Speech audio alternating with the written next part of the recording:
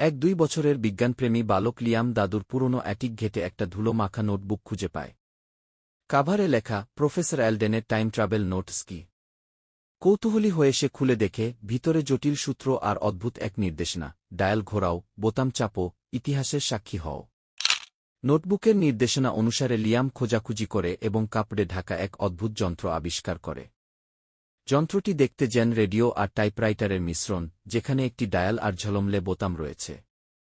উত্তেজিত হয়ে সে dial set করে লিওনার্দো দা ভিঞ্চি 1505, তারপর বোতাম চাপে। নীল আলো ঝলসে ওঠে, আর পরের মুহূর্তে লিয়াম নিজেকে এক বিশাল কর্মশালায় খুঁজে পায়। এক দাড়িওয়ালা ব্যক্তি চারপাশে স্কেচ আর যন্ত্রপাতি ছড়িয়ে রেখে উড়ন্ত যন্ত্রের নকশা আঁকছেন। লিয়াম অবাক হয়ে বুঝতে পারে সে লিওনার্দো দা ভিঞ্চির স্টুডিওতে।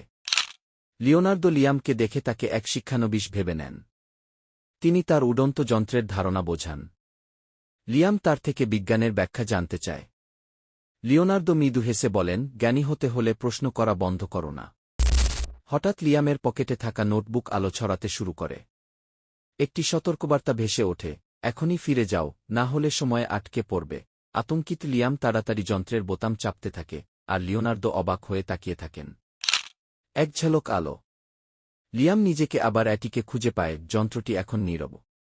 সে নোটবুকের দিকে তাকিয়ে দেখে সেখানে নতুন একটি লাইন যোগ হয়েছে, কৌতূহলী অগ্রগতির মূল, লিওনার্দো দা ভিঞ্চি 1505। অনুপ্রাণিত হয়ে লিয়াম সিদ্ধান্ত নেয় সে ইঞ্জিনিয়ারিং পড়বে এবং জ্ঞানের অনুসন্ধান চালিয়ে যাবে। ইতিহাসে অনেক প্রতিভাবান মানুষ ছিলেন। প্রশ্ন করতে থাকো, জানার চেষ্টা চালিয়ে যাও। হয়তো একদিন তুমিও ভবিষ্যৎ বদলে দেবে।